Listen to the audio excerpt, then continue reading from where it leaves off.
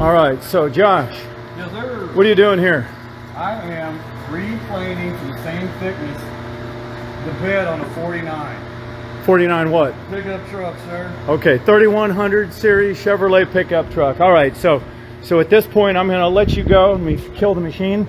So welcome back to FantomWorks, folks. This is my first post in a while, just because, quite honestly, we've been so busy dealing with broken Asian parts that all the vendors are selling us that I've been living in the machine shop manufacturing parts. But Josh is taking this bed that was still in good shape. It's quite an old bed from a 1949 Chevrolet pickup, and we'll walk out and see what he's doing. But now he's going to hand sand each one of those rails, the bed slats, and get them functioning again. So Josh, with that, I'm going to leave you alone. So we've run into a new situation here that's been getting worse almost by the day. And what the problem is that the parts that we're buying for these vehicles are broken right out of the box. And I don't just mean one or two, I mean 50%, 60%. I don't care where you buy it from. I'm having horrid problems on eBay because not only does eBay sell mostly Asian stuff, but when it goes bad, eBay, in fact, I guess the complaints got so bad with eBay that they actually pulled all forms of communication out of their website. You cannot email, text, call, or do anything with eBay. They've literally ripped it off, so you can't do it. So here's the truck that all right, so I had to step away from that section because obviously I wasn't getting any connectivity. Let me see what these guys are doing. Mike, are you screwing off or working? I'm screwing off. You're screwing off? Okay, Will, are you screwing off or working? I think I joined. Okay, so you're just screwing off together. All right, so what is this hood from? Huh? No, it's DD. DD, that's right. So what's the car? Your make and model? 57. 57 what? Corvette. Chevrolet Corvette. All right, very good. All right, so hang on. They're getting a hood ready to paint. We've got this fender that was bashed up from a 1929 Harley Davidson. And hang on, we're gonna bother Audrey here. So she's got her attitude shirt on. I'm sorry, did I roll my eyes out loud? And so let me tell you something about Audrey that I figured out recently. Now, you notice it's fairly hot, and that's why she's running with her clothes half on, but Audrey's been the best painter we've had in several years. She's got a great attitude. She's always willing to learn. She works hard, and quite honestly, that's been something I've needed for a long time. So Audrey, what are you painting in there today? Challenger first. Okay, what year Challenger? Let's 71. see. 71. All right, what's cool about the Challenger? Other than it's a Mopar, it's got a Hemi. And it's Okay. set up all original Hemi. Yeah, so tell me that Mopars aren't maybe, and by the way, did you hear that Dodge is the only one giving the finger to the government when they're telling them that they have to build all electric vehicles? Yeah. So when everybody else is building electric Corvettes and electric pickup trucks, what does Dodge do? They're going to put an elephant in a minivan. That's right. So I love the fact that Dodge, and in fact, I'm becoming a bigger and bigger Dodge fan every day. Not only is the 426 Hemi the single greatest big block ever put in a street car, period. But on top of that, the attitude of the Dodge Chrysler Plymouth Company today is that if you don't like what you're doing, or like what we're doing, to hell with you, we don't care. So that is what I love about Dodge. All right, let me see if I can find, well, there's Davey. Where's Christopher? Is he off screwing off? Oh, he is screwing off. All right, so Davey, why don't you, it's Friday, we're doing a live. Yep. So why don't you explain, I mean, that's kind of a weird car to have in here, a little Rambler station wagon. So you're not working on the station wagon. Why did you get the cool car? I'm the LS guy. Okay, you're the LS guy. So what are you doing, LS guy? I redid all the wiring, all full brand new wiring harnesses all around throughout the whole car. The car wasn't really completed, so we're completing it. We got brand new LS3 wiring harness, brand new factory harnesses for what we need to run it. There's some suspension stuff. It's got a couple electrical quirks in it that we're getting worked out. But Okay, and I got a question for you, because these are actually correct, not 63.4, but I think those are somewhat correct, 67 wheels, but with great big radial tires on a 67 rally wheel. What do we call those? That's going to be coming out here. BCWs. What are BCWs?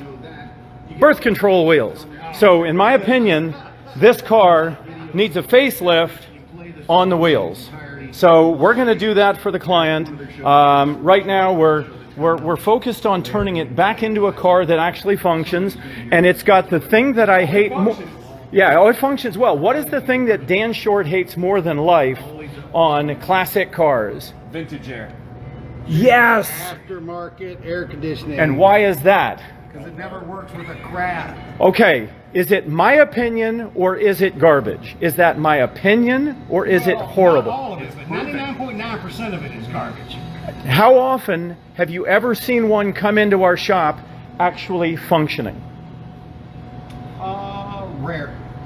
I don't know if I've ever had one. I never have. If you have, then you need to show me that car. Have you ever had one come into this shop function? No. Yeah, never. Not one time, right? No. So let me explain something, folks. When the likelihood of success is 0%, maybe you should try a different course. Just saying. All right, so now that Chris apparently thinks that this is OFO time because he came over here rather than working, what are you working on? And by the way, I know that that's your car there. What is cool about that car? That's a 63 split window. But what else is cool about it? What is cool? Yeah. It's all original. And it is now. I took all the unoriginal crap off and put it in a box over there. Yeah. So do you want to know something? You see that stupid power booster on the brake system right there? That is a correct original 1963 1-year only power booster. Do you know how much that power booster is worth if it's rusted and sitting in a hole in the ground? $5,000. It's over $1,000. And if it had a dual master, how much is a rusted old dual master on this car worth if this had the dual master? That's another 500. That's 15 grand for a rusted used one. Yeah. So parts on this car are insane. So Chris is working on this Corvette, and well, okay, there's another Corvette, and hold on, there's a 55 Bel Air. But here, let's just go look, because I actually do have an affinity for these cars, even though they're not great cars. Chris, tell me about this thing, tell me about the woes with the water pump. Well, this is a 54 Corvette, and 53, 54, and only very few 55s had this Blue Flame 6. Okay, and what kind of woes are we facing right now on this car? Actually, let's go grab the water pump impeller. The water pump rebuild kits are not made in the States anymore. They're made, Come on. probably in China. But in what in China? Who's building them in China? Probably sweatshops and underage children. Yeah, and underage children that haven't eaten in a while. And so here's the problem with this particular one. I'm going to try and get it focused, but folks, if you can see just how rough that surface is, that surface, believe it or not, has to seal against This one. that surface. And you can see all the pits and lumps and like cuts and nicks in it. Guess what those two seals are never ever going to do against each other? Seal. Yeah, they're never going to seal. So what did we have to do today? Because we've tried rebuilding this and it just leaks, right? Yeah.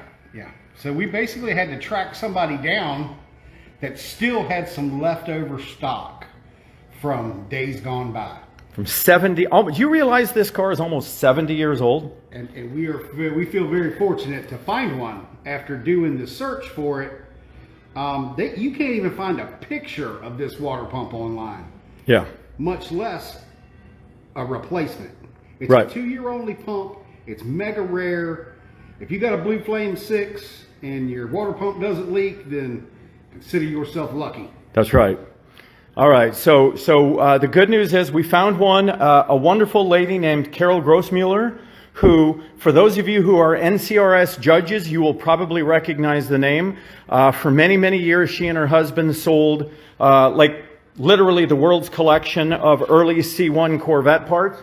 Unfortunately, Mr. Grossmuller died a few years ago, and Carol is keeping a little bit of breath into the business, and she helped us find the only part on the planet that we could use. So our shout out to Carol Grossmuller and saying thanks for everything she did. All right, so don't you have work to do? Yeah. All right, so I'm going to let you get back to work, and then we're going to go talk real quick with Christina. All right, so yes, we're actually going off grid, and we've started doing some cool things. Like we're building some vehicles right now that'll actually traverse underwater, as long as the water's not over about 6 or 7 feet deep. We're doing some, we've just started doing some up armoring with Kevlar and ceramic plates indoors. So we're starting in this new field because unfortunately I think it's going to be necessary. If you guys have heard me a little bit, you know that I'm becoming sort of an off-grid guy. I have my own farm now. I raise turkeys, ducks, chickens, pigs, goats, dogs, cats, unfortunately mice. I don't actually raise the mice, but you get mice when you get all those other animals. And so I got a farm, and we're also doing like 6 varieties of shellfish. We're actually harvesting and farming fish. So we've got young Christina here. All right, and so what are you working on now? I see all sorts of writing. Hang on, let's just see what she's writing. If they're love notes to her husband. No, look at that. Off-grid solar backup, SKUs, battery packs. So Yeah. what have we got you working on? What are you trying to find? Well, right now I'm trying to find some generators. Okay, so what kind of generators? Solar power. Okay, and what's actually quite important as you're going through this stuff is to remember 3 little letters called EMP. And so whenever possible, we want to buy EMP hardened items. Right. Okay, so are you getting ready to start stocking our room here? I am getting ready. I mean, if you look, I'm guessing you will find page after page after page And this is after just page notes for me. of vendors. Yeah, and for what it's worth, I yell at her when she doesn't put her notes on the computer, so she's actually doing that too. But yes, I am. Yeah, so, all right, thank you, Christina. And we're just going to go over and say hi to the most beautiful woman in the world. And what's interesting is her son said to me last night, she said, other than mom, and he talked about a girl from school, he said, other than mom, she's the most perfect girl in the world. That was pretty nice. So yeah, that's so in other words, his mom is the most perfect woman in the world, and I happen to agree with that. Now, Very nice. you know, look at this. She's actually doing invoicing and doing all those things. Money, yes. Receiving money. Yeah. Well, that's we a good actually thing. sent to our home today. Yes, let me explain something. We had 5 cars in the queue to go home this week, and 4 of them we had to pull out of the queue because in every single case, a brand new Chinese-made, Asian-made part that was installed on the vehicle failed this week during our final test drives. And so it isn't just a matter of the parts are failing. You can't even get more failed parts to replace the failed parts because when you try ordering them, you find out that they're actually out of stock. So, Melissa, is the lack of parts causing this company big problems? Yeah. Yeah. So all right. So I'm going to take just a minute here, and I'm going to hang on. I'm going to point you to something real cool. There we are. Some 1960s Playboy, very rare dolls. Hello, Merle Stewart. You need one of those. I'm not sure what you need. Randy Richards says, "Are we getting ready for World War III?" You know, we're getting ready for what's happening in Sri Lanka, Venezuela, Pakistan. There are food shortages all over the world, and unfortunately, I think they're heading to a local grocery store near you. So that's what we're getting ready for, and we're trying to prep. So We're doing everything from freeze dryers to up-armored and off-road vehicles to dehydrators to solar stills to special drinking straws. So basically, we're doing everything we can to get ready for, unfortunately, what I think is going on. Look, between the inflation, which, by the way, if you calculate the CPA like it was done in 1979, under Jimmy Carter, the inflation was 17.9%. Today, the inflation is over 25%. 8.5% is garbage, and anybody who's gone to the grocery store knows that to be true.